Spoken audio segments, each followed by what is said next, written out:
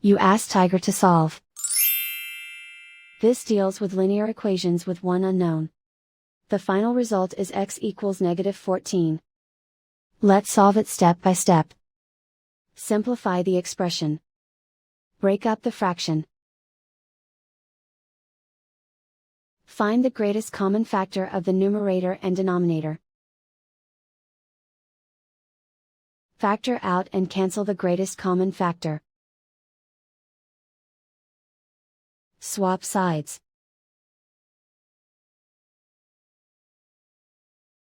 Group all constants on the right side of the equation. Add 2/3 to both sides. Combine the fractions. Combine the numerators. Reduce the zero numerator. Simplify the arithmetic. Convert the integer into a fraction. Combine the fractions. Combine the numerators.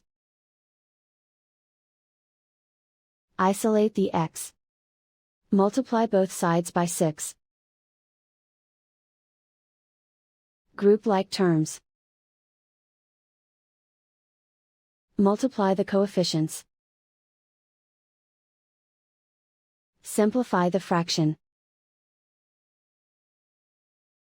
Multiply the fractions.